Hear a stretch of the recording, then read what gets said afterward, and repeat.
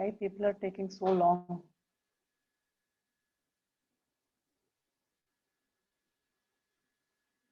It takes less than a minute.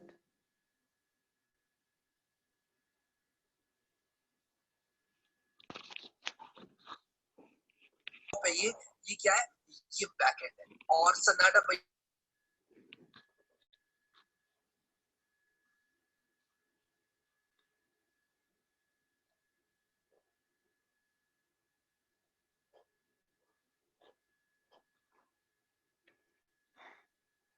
Is the screen visible?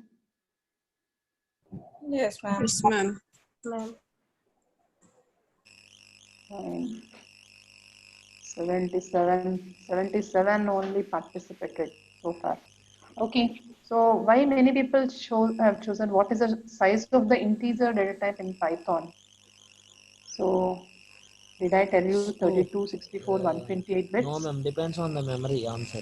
Yeah, then But I thought that question I didn't see int. I thought what is the size of Python, and I kept 32 bit. what is the size of Python? That one Is I it didn't see meaningful? int. All right. But I know the No. answer depends on the computer. 42 students out of 80, 42. Majority of the students they selected. So is there any range of the data type? No. Like, did I tell you anything related to that? No, Or ma'am. not? No, ma'am. No, ma'am. Then what's happening to you? So guys, in the last class, we have discussed about the data types, right? So what are the different data types that are supported by Python? So like, what are the numeric data types? Then what are Boolean, did we discuss? I think yes. So what are the Yes. Boolean data types that are supported? So as part of the numerical data types, Python supports integer and float. And there is no size limit as such. So as part of numeric data types, we have integer, is int, float, and complex. So 3 data types that are supported, the numerical data types that are supported by Python. And there is no limit on the value that you can store, or there is no limit on the range of values you can store. So these 42 students, so they had to check the previous videos, please. So the size of the value you can store in an integer type is dependent on the memory of the computer you are using. It's not dependent on, or it's not fixed size. It's not 32, it's not 64, it's not even 128. Okay, so whatever is the size of the, it actually depends on the size of the computer you are using. And coming to the second question, which function is used to know the data type of a variable? Type Which function function. is used? Type function, right? Yeah, so I just intentionally I gave it as type without the function name. So whenever it is a function, I ask in the question itself, if it is a function means there should be open and closed parenthesis. So this cannot be a function. So whoever have selected this, they had to look, check back their basics. Back and data type. In mid also you have given question like that only, ma'am. Intentionally or by mistake, ma'am. You didn't give an F in the like place.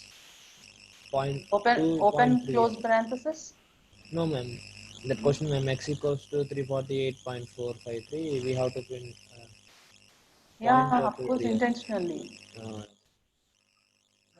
That one error, no, ma'am. Was it an error? Yeah, it is an error, ma'am. That one. Of course, it's an error only. Yeah, we'll see. We'll come back to that later. I'm getting some noise from you, Nikhil. Please check from your side. Yeah. So in the last class, we have seen what are the different numerical data types that are supported by Python. So it supports int, it supports float, and it supports complex also. So long is the data type that is not supported, remember. So I have given in detail about the versions also. In version 2, it is supported, and in version 3 onwards, it's not supported. I'm not giving much importance to the variations of the versions. And someone of you have written about raw input and input. Raw input is not valid in case of Python version 3 and above. So that's how I didn't even introduce that. I think it's in the material. So someone, good that someone has studied and have written about the raw input and all. So then if you want to understand what is the type of the variable or the value, then you should use the function type. So type is a function which returns the type of the value or the type of the variable. And in addition to the regular integer and float data types, so Python introduces one more data type called complex, so that you can store the complex values also. And whatever the value you are creating, the variable you are creating, it will be an object only. And if you want to delete them, you can use the function del. So del is a keyword, actually, it's not a function if you observe. So del is a keyword which can be used to delete the created objects. As and when you want to delete, you can delete them. And so in addition to the decimal number representation, you can pass the binary, octal, and hexadecimal representations also. I think I have given very detailed explanation on this. So you can mention whether the value is a binary value or a decimal value or octal number or whatever it is. So let's have an example. If, for example, if I give x equal to 10, what does it indicate? So 10 is considered, yeah, 10 is, of course, everything is an integer. Don't get confused. Even binary is also an integer. So it's integer only, but the number system is a decimal number system. Say, for example, x equal to 220. It's an integer type, but whatever the number you are assigning, that will be treated as a decimal number. Okay, so if you want, you can check that. So type of x. It's integer only, but the number system that is followed is the decimal number system. By default, the decimal number system is followed. But in case if you want to mention the number system as the binary, then you can do that. So how you can do that is maybe by using 0b. So 0b, if you mention, if you just prepend that before your number, and whatever the number you are giving, that number, so this number will be treated as binary. Remember that, try to understand the difference. Of course, it's a binary value only, integer number only. X is an integer number, but the value you are assigning to that will be treated as a binary number if you prepend 0b. So got the point? Now see what the value of x is. So x is 10. So whatever the decimal equivalent to this binary number, that will be stored in x. And of course, x is a integer number. Type of. See, so x is an integer only. But here, whatever is followed, the 0b is treated as a binary value. It converts that into decimal number system and then it stores. And if you want, you can mention that as an octal number or the hexadecimal number also.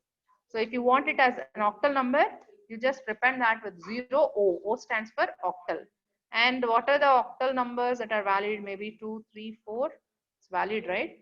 So this 2, 3, 4 will be treated as an octal number, and that number will be converted to decimal number, and then it will be stored in X. Oh, sorry. 2, 3, 4. Yeah. So the decimal equivalent to this 234 is 156, and that integer value will be stored. Okay. And if you want, you can check the type of X. It's integer always. So you have the flexibility of mentioning the number system also in case of the integer values. Fine. So if you don't mention anything, by default, it's a decimal number system. And if you want, you can mention it as the number as a binary number by prepending it as 0b. And if you prepend 0o, then the number that is followed is treated as octal. And you, of course, you can have an hexadecimal number also by prepending 0x. So both capital X and small x, capital O and small o, capital B and small b can be used. So is that fine? Do you have any doubts so far? No, ma'am. Okay. So we had enough discussion on this, right? And of course about the floating point numbers also. And of course you can create the complex numbers. So there is a flexibility to create the complex number, and there is a special data type called as complex data type under the numeric hierarchy. And in addition to these numerical data types, so we have another data type that supports Boolean values. So in Python, we have true and false as the Boolean data types. So true stands for the positive, false stands for the negative value. Of course, if you want, you can check that. So both are belonging, true and false, they are belonging to the Boolean class. See here. And the next data type is the string data type. So in addition to the numerical, Boolean, regular data types, right? So these are all the data types that, these are the elementary data types, I would say. where you can store a single value in the variable, or where you represent one single value. So those are the numerical data types: integer, float, complex numbers, and in addition, Boolean values. So these are all the elementary or the primitive data types, where you can store one single value.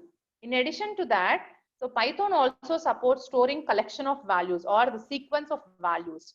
And to support such to store such collection of elements, so Python provides various data structures like string, list, tuple, and dictionary. Of course, there is one more data structure called set. So these are all the different data structures, the complex or the collection data structures that are supported by Python. So these are called as the elementary data structures. So these are the non-elementary data structures. Okay, so all of you know about string, right? So string is a collection of characters where you can store the character representations.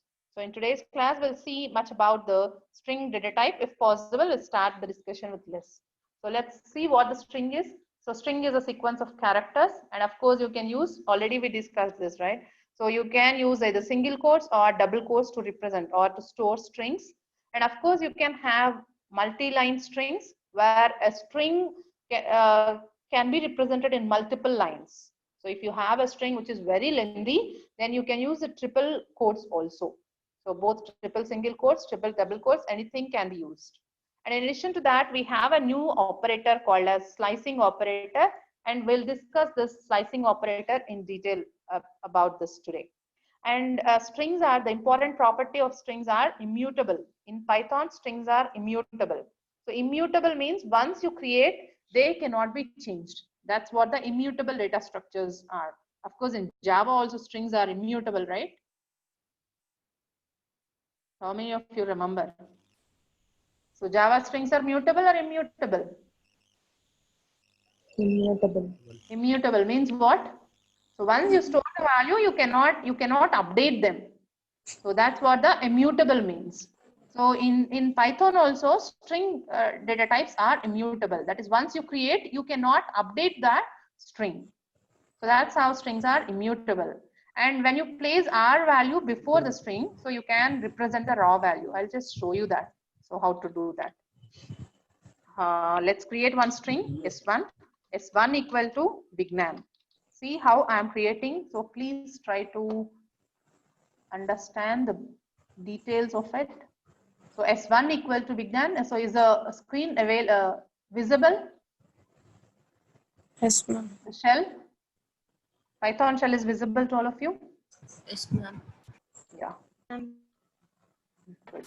So S1 I'm creating S1 equal to Vignan. So now S1 is a string, so which is created with the string Vignan. And if you want, you can check the data type of this variable. So S1 is created as string. So you can see the type. So it's a class of string str.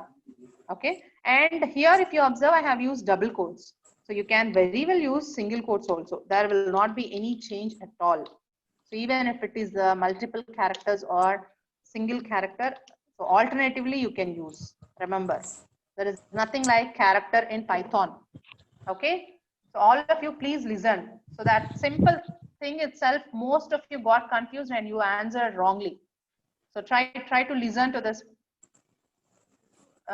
So you can use the single quotes or double quotes to create the strings. And of course, this is a small string. In case if I have a long string, so which goes over multiple lines, then you can use the triple quotes. Okay. And see, strings are immutable. That means you cannot change it. So once you create this Vignan, so you cannot remove any character from this string S1, or you cannot add one more character to this. So you cannot remove one character from this. So that is what I mean by immutable. So S1 cannot be updated. It doesn't mean that S1 cannot have a new string.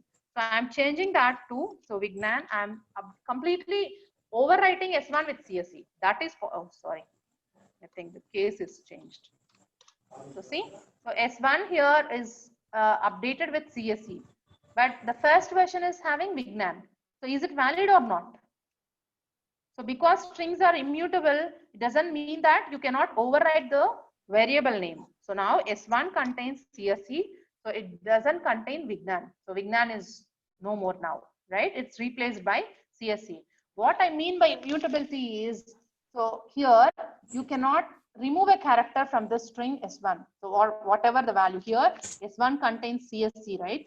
So you cannot remove the character E or any character for that matter, or you cannot update or alter any value. You cannot insert a new character or the set of characters into the string.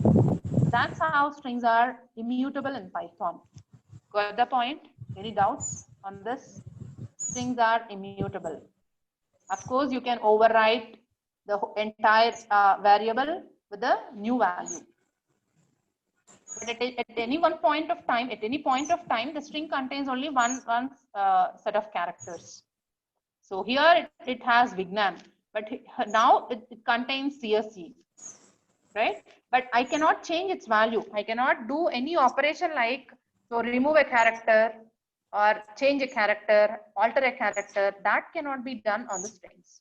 So that's how strings are immutable. And now let's see. I'm going to print string Vignan. Okay.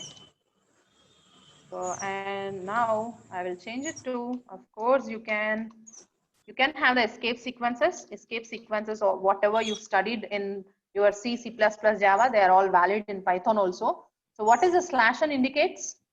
Next line. Next line, of course. So what do you call them? Escape sequences, New right? line. Of course, it represents new line, but so we call them as escape sequences, right? Because even though they are part of the string, they will not be treated as characters. They have some special purpose in this string. So that's how they are called as escape sequences. And now what happens if I use it here, this /n? You will get a new line in between. See, there is a new line. And if you have a /t, so then you have Tab the space. tab space, right? Tab space.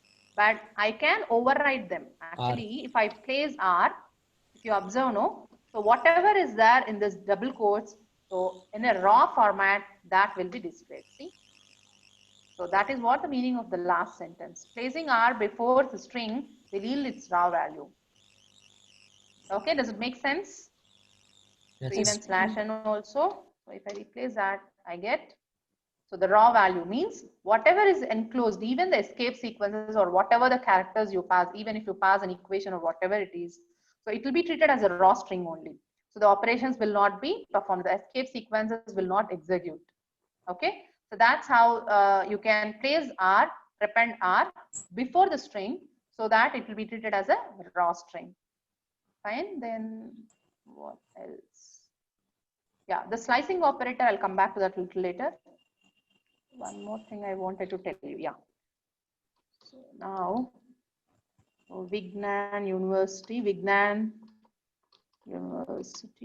Guntur, something like this. Now I want to write about CSC, okay, and I want to highlight the CSC. So usually we use single quotes, right? Okay. So we use single quotes. Sorry. So we use quotes to represent a special word. Now let's see. So Vignan, CSC, Guntur, but so does it? Okay, I'll just remove this R so that you can understand. Yeah. So now see, so Vignan University, CSC is in single quotes and Guntur. So do you understand? Do you observe any special thing there? Now let's see what happens. So what is the difference between double quote and single quote here? So here actually my string started with double quote, right? And my string also should end with a double quote. And if I want any apostrophe or any single quote in between, so I can use the single quote because the string is represented with the double quotes. Did you get my point? Say for example, I want a double quote, then what I should do is I should enclose the entire string into in single quotes. I need not to use the escape sequence and all to get that single quotes and double quotes. Do you observe the difference? Yes, ma'am. I don't know how many of you are following. Ma'am, if we use both double quotes or both single quotes. See? So if here, okay, there is a spelling typo. See here, so I started the string with double quotes, but I tried to close it with single quotes. So that's a mistake, right? So that's why it's showing us syntax error. So if you open it with a single quote, and you should close it with a double quote itself. And if you start with a single quote, then you start with a single quote itself. Okay, in between, if you want any quote, then you should say, for example, I want a single quote here. What shall I do then? You change the outer quote to double quote. That's all. The problem solved. Right? And say, for example, I want a double quote here. What should I do? Start and end with single quotes. Single quotes, that's all. So that's how. So you get quotes in between the strings. Okay? Is it clear? And you were asking some question. Some of you were asking some question. Can you repeat that question now? Hello? So I think she was asking if you use double quotes and single quotes, double quotes and single quotes. So it's nothing but you are enclosing your string in double quotes. And of course, this single quote is considered as a single quote as it is. So you'll get a single quote. Okay? Did I answer your question? Hello? Fine. So that's how you can use strings. You can create the strings. You can display the strings. You can use the escape sequences. You can display single quotes, double quotes. Alternatively, you can use single quotes, double quotes to create the strings, right? So now let's see. Of course, we have already seen, right? So how to create the string. This is how we can create the string. This is how you can display the string. So always remember, in Python, these are all the statements in Python version 2. Okay, but when you want to print a value in version 3, so it should be enclosed in in parentheses. Otherwise, it will not be displayed. Remember, there is a lot of difference between syntax differences between Python version 2 and 3. So this is no more valid. Okay, because the statement is correct only. Only thing is the print function expects open brace and the close brace. So it should be enclosed within parentheses. So these are all the statements I have taken from version 2. Okay, older version I have executed. That's how. Other than that, in version 3, you have to use with print the open parenthesis and the closed parenthesis. Fine. And now I'm going to create one string S1 equal to Vignan University. Yeah. So what is there in S1 now? It's all the set of characters, right? Vignan University. So this is the string that is available in your string S1. So how many characters are available in the string? How many characters? So you can use the function to understand how many characters are available in your string. So length of S1 you can, len of S1 you can use. So len of the string. So it returns the number of characters in your string. And of course, in detail about the strings, we'll see in the next unit. But the basics of the data structures, I'll explain. And it's kind of, you can think of it as a string array only, right? A one-dimensional array where the index starts at 0, then 1, then 2, right? Up to n-1, that is 16. So there are total 17 characters in the string S1.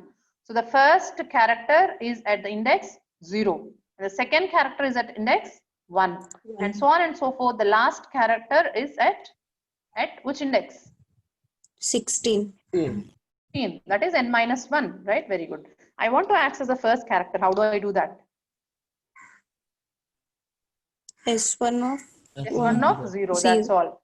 Yeah, you had to use this square brackets just like how you did in C, C++, Java, the same way. So use *0 to access the first character. Say, for example, I want to access the fifth character, that is at index 6. So I get n. So n is the character at index 6. So that's how I can access. And I want to access the last character. So I should pass 16 as index, Why? so that I get the last value. Okay, and in addition to this positive indexing, Python also allows negative indexing. Someone have a question? Why the string printed between single quotes when? No, I didn't give it as S1 equal to Vignan here. Saja, can you respond? Ma'am, S1, you given Yeah. cap 1 equals to, you enclose it between double quotes, ma'am. Here, this one, No, ma'am. After the error, syntax error, ma'am. here, Yes, ma'am. The next line, ma'am. here. Yes, ma'am. It's just to indicate it's a string, that's all. Your S1 is a string just to indicate that it's displaying within single quotes. That's all. Okay, ma'am. Okay. So whenever you use print, so it will be displayed as it is. But here it's an interactive mode, right? In the interactive mode, if you display the, like if you type the variable, then so it will show just to indicate that it's a string, it will display like that. That's all. Good question. So where we are, yeah. So you can use the positive indexing in Python. So both positive and the negative indexing are valid. So your positive indexing starts with 0 and ends with n-1. So of course this indexing is the same thing is applicable for lists, tuples, and also what you call the strings. For all the sequence data structures, the indexing would be the same. So listen carefully. So in case of the strings or in case of the list data structures, in case of the tuple data structures, so the same kind of indexing is followed, and the indexing would be similar to your C language or Java language. So, but in addition to the positive indexing that we know, Python allows the negative indexing also. In positive indexing, your indexes starts at 0 and index ends with n-1 if there are n elements in your data structure. So here I'm using a string variable with the values face. Okay, how many characters are there in the string? Four characters, right? So the index starts at 0, then 1, 2, 3. So the last index is n-1 where n is 4. So 4 minus 1, it is 3. So that's how the positive indexing is. And of course, it allows the negative indexing also. In case of the negative indexing, so the last character or the last element is pointed with the -1 index. Okay. And thereafter, you can reduce the value and you get the previous character. Or so your negative indexing starts with -n. So what is n here? 4. N is 4, the number of characters, right? So it starts with -n, that is -4, and ends with -1. Okay. And here I want to get the last character. So Vignan University. So I don't know, like, let me show you one thing. So why this would be useful. So this is my string. Okay. And I don't know what is the length of the string, but I want to access the last character of the string. How do I do that? -1. -1. S of simple, -1. right? Yeah. So that is how you can access the last character, just even without knowing what is the length of the string and all. So just by giving the -1, you can access the last character of the string. Okay. Of course, the same thing is applicable for the list, for the tuple, and for the strings also. So any doubt so far on the indexing part? The negative indexing is valid, remember. So Vignan S1, what is this? Sri Lakshmi is having a doubt. What do you want, Sri Lakshmi? No, ma'am. Please respond.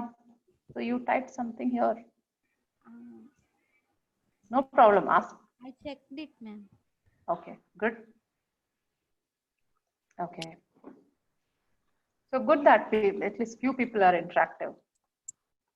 I'm happy for that. It's always good to ask questions. So let it be a foolish question. Even then, that is fine. Nothing wrong in asking questions.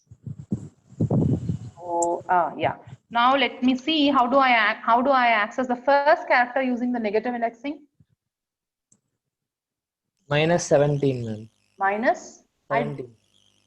Okay, minus here it's how do we know that Sorry. there are 17 S1 of characters? length of S1. length of S1 Okay. first, after we can see. Okay, so negative indexing means you should know the length, right? Right? Yes, Then only you can. Yeah, of course, that and all will not be doing now. So S1 of 0, that gives me the first character. So this is how you can access any character from your strings. Say for example 7. So I get the 7th character, actually the 8th character from the beginning. You asked And for if I negative use indexing, the -7, then so from the end, so whichever is the 7th character. Remember, it's only the 7th character from the end. Okay, so you can be accessed if you use the negative indexing. So that's how you can use both positive indexing and negative indexing with strings. So in addition to accessing a single character, sometimes you might need to access. Of course, this is just to see. The string is hello. So hello is a string, and this is the indexing, positive indexing. So str of 0 means the first character, second character, so on and so forth. So every character can be accessed from your string using the single indexing. So what is the index operator in Python? What do I mean by index operator? The square bracket itself. Okay, so that's the indexing operator. And where we are, yeah. So in addition to accessing a single character, you can access a portion of the string or the portion of the data structure also. So for that, there is a special data structure called slicing operator. Say for example, from Vignan University, I want to access this Vignan, or I want to access this university, or I want to access this special set of characters from. So this group of characters, consecutive group of characters, or I want to access the alternative characters from this S1. So how do I do that? So if it is a single character or a single element, so this indexing operator, either the negative indexing or the positive indexing would be sufficient. But in this case, I want a portion of the elements. So for that, you can use a slicing operator, what you call it as a slicing operator. And this is how you can use it. Of course, the slicing operator can be used with the sequence data structures, which is enclosed within square brackets, and which allows you to give 3 values. The first one is start, then stop, then step. So these 3 values are allowed to mention with the slicing operator. Let me explain you that. So here L is a variable, okay, and you can pass the start, then the stop value and the step value. So start indicate from which index you want to retrieve, and stop indicates the end position, and step indicates the increment value. So let me show you one thing, S1 equal to, and let's take the more meaningful set of characters, A, B, C, D, E, F, G, H, I, J, K, L, M, N, O, P, Q, R, S, T, U, W, X, Y, Z, okay. So I just have taken the list of alphabets. So now I want to access the first character, S1 of 0, I can do, right? But instead of that, I want to access the first 5 characters or the 6 characters. Then I can use a slicing operator. Okay. So how can I do that is from which character you want, from the first character itself. So you had to mention the index of the starting location. So that's what I mean the start here. You see the start here. So that's what I mean by the start position. So whichever index, with what index you want to start your retrieval of the portion. So I want from the first character itself. What is the index of this first character? 0. So you had to mention 0. And from 0 to how many characters, or till what character you want? Till, say for example, E I want. Okay. So what is the index of E here? 4. 4. Index of E is 4. Yes, ma'am. Okay. 4. But there is a, you need to make a note of this. So this indicates the end position. You should give. What happened? You have declared S1 equals to 0. 1 equal to 0, ma'am. Okay, thank you.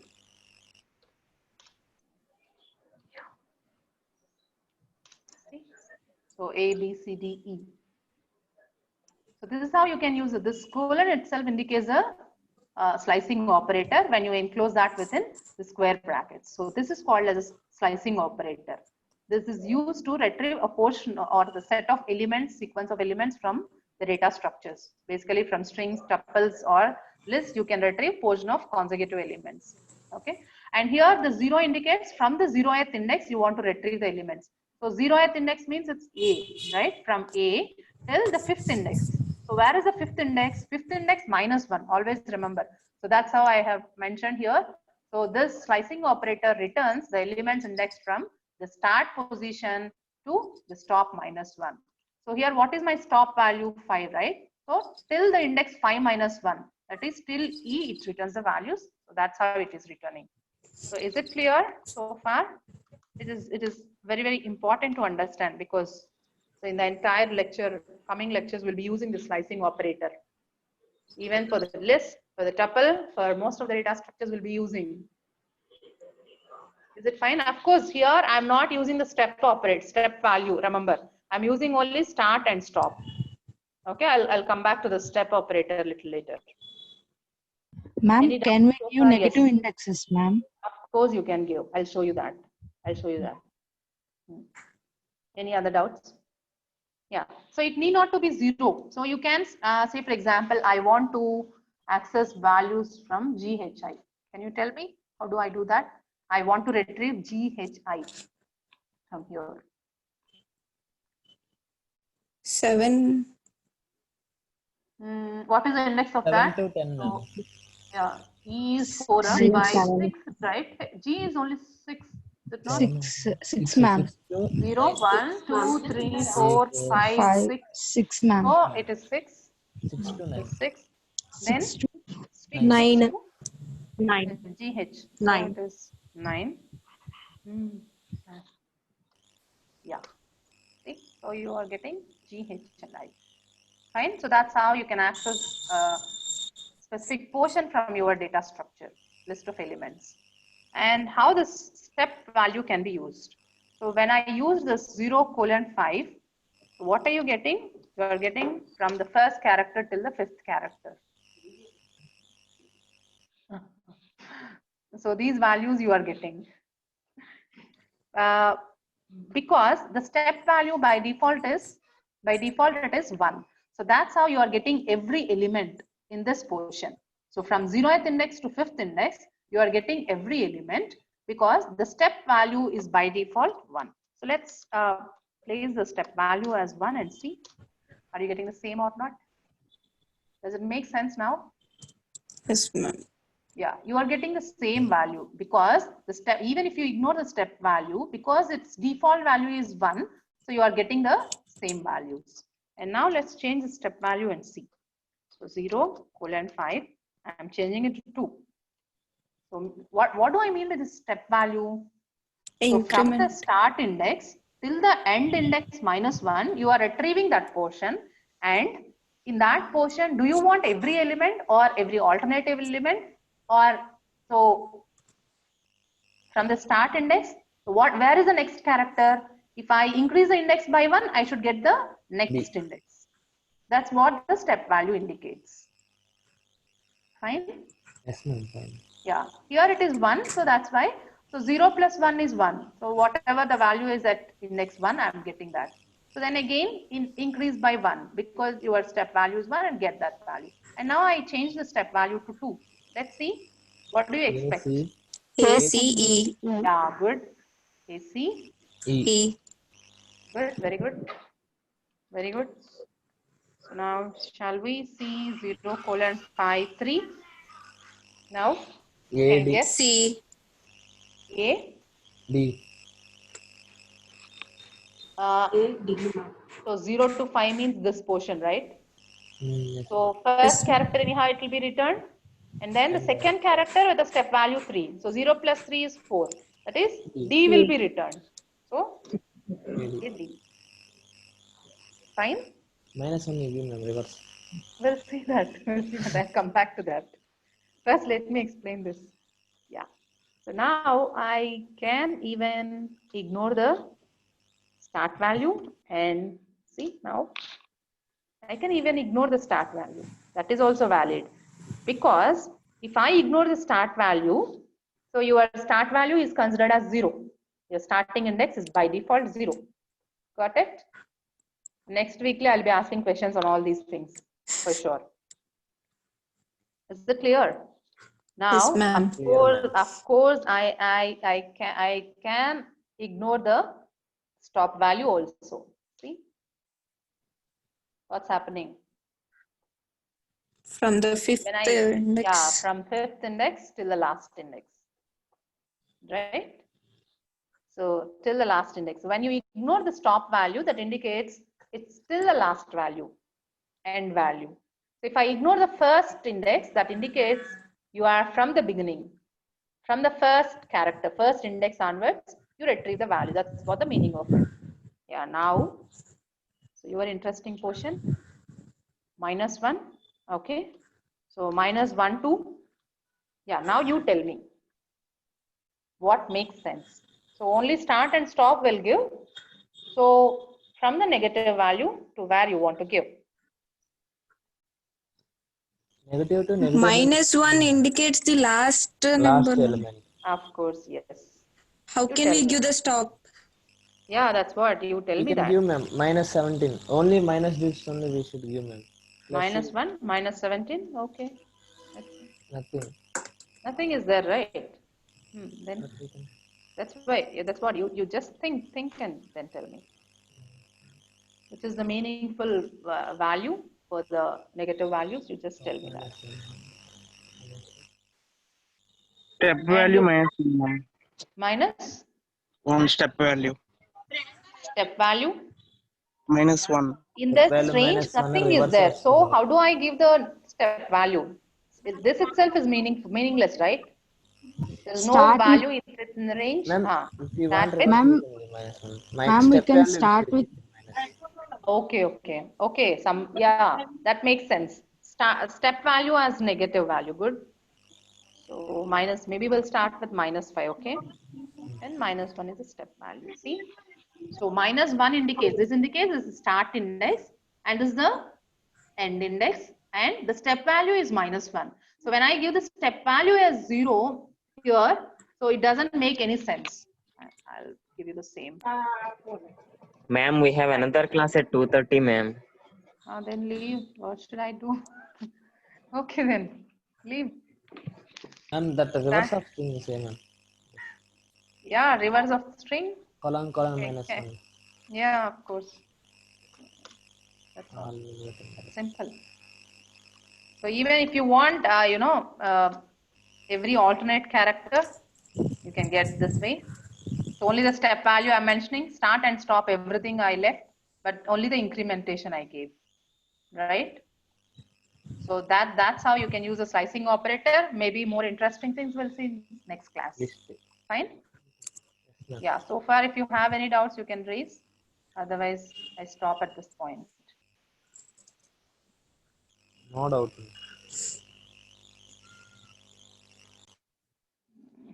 No doubt so far?